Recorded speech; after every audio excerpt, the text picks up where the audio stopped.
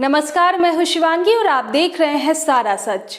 आज के इस वीडियो में हम जानेंगे आखिर क्यों कांग्रेस के पूर्व अध्यक्ष राहुल गांधी को परेशान कर रही है ईडी। कांग्रेस के पूर्व अध्यक्ष राहुल गांधी नेशनल हेराल्ड अखबार से जुड़े मनी लॉन्ड्रिंग मामले में आज ईडी के सामने पेश हुए। सोनिया गांधी को भी होना था, लेकिन कोविड की वजह से ईडी ने उन्हें अब अगले हफ्ते 23 जून को बुलाया है। नेशनल हेराल्ड का मामला 2012 में चर्चा में आया था।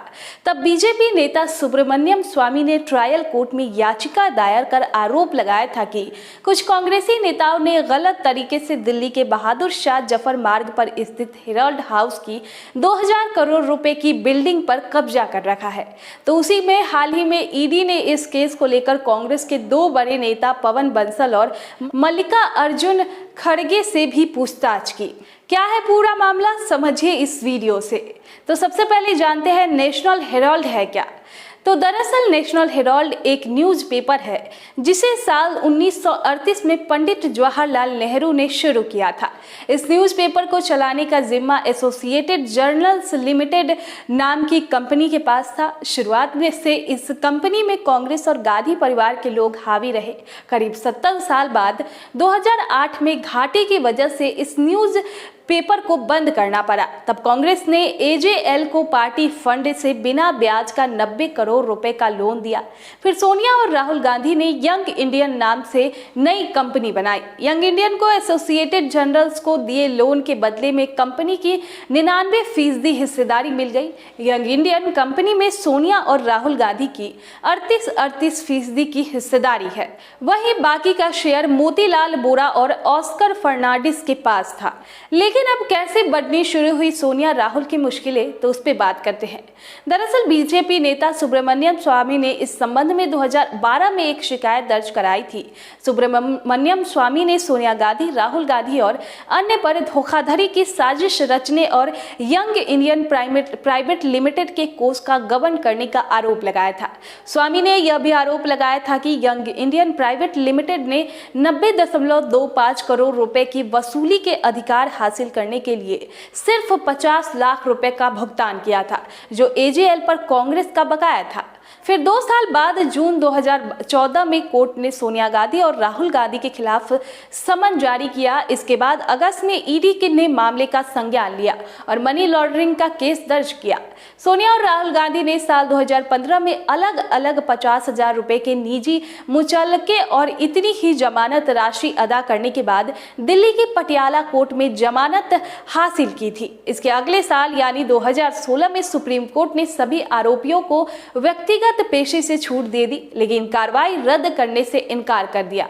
फिर दिल्ली हाई कोर्ट ने पिछले साल फरवरी में स्वामी की याचिका पर सोनिया, राहुल और उनके जवाब के लिए नोटिस जारी किया था। यह नोटिस सुब्रमण्यम स्वामी की याचिका पर जारी किया गया था, जिसने उन्होंने ट्रायल कोर्ट के आदेश को चुनौती दी है। ट्रायल कोर्ट ने स्वामी की उस याचिका को खारिज कर दिया था जिसमें उन्होंने सोनिया गांधी, उनके बेटे और अन्य आरोपितों से सबूत पेश करने की मांग की थी। इसके बाद स्वामी ने इस आदेश के खिलाफ 19 फरवरी को हाई कोर्ट में याचिका लगाई थी।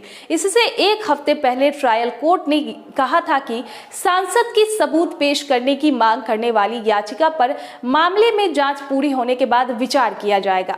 वहीं आज नेशनल हेराल्ड केस के मामले में राहुल गांधी से आज पूछताछ हो रही है। इसके लिए वह प्रवर्तन निदेशालय यानी ईडी के दफ्तर पहुंचे हैं। उनके साथ कांग्रेस के हजारों कार्यकर्ताओं और नेताओं का हुजूम भी पहुंचा था। सभी को ईडी ऑफिस से करीब 1 किलोमीटर पहले रोक लिया गया था। कांग्रेस राहुल, सोनिया गांधी को मिले नोटिस का विरोध कर रही है। कांग्रेस ने आज किए जा रहे इस प्रदर्शन को सत्याग्रह नाम दिया है। साथ ही आपको बता दें कि मामले को लेकर कई विपक्ष कांग्रेस को घेर रहे हैं। इसी बीच स्मृति ईरानी का बयान सामने आया है। इस हंगामे पर केंद्रीय मंत्री स्मृति ईरानी ने प्रेस कॉन्फ्रेंस की। वह बोली कि देश की राजधानी में भ्रष्टाचार के समर्थन में आंदोलन हो रहा है।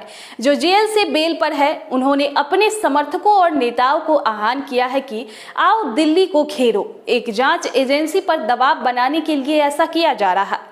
वहीं ईरानी ने आगे कहा कि राहुल गांधी का डोटेक्स मर्चेंडाइज प्राइवेट लिमिटेड से क्या संबंध है जो हवाला का काम करती है और एजेंसी के निशाने पर है।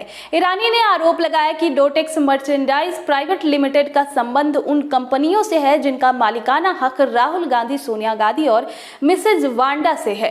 कहा गया कि 2019 में हाईकोर्ट ने भी इस कंपनी के कारोबार पर गंभीर सवाल उठाए थे।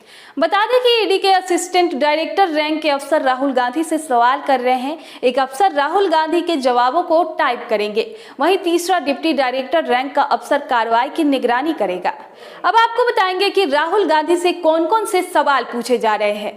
तो सबसे पहला सवाल, आपकी AJL में क्या पोजीशन थी, आपकी यंग इंडिया में क्या भूमिका है, आपके नाम पर शेयर क्यों है, साथ ही क्या आपने शेयर होल्डर्स के साथ पहले कभी मीटिंग की, अगर नहीं तो क्यों, कांग्रेस ने यंग इंडिया को लोन क्यों दिया, वहीं कांग्रेस नेशनल हेराल्ड को पुनर्जीवित क्यों करना चाहती थी, क्या आप कांग्रेस द्वारा दिए गए लोन के बारे में जानकारी दे सकते हैं, क्या आप AJL और नेशनल हेराल्ड की संपत्तियों के बारे में जानकारी दे सकते हैं।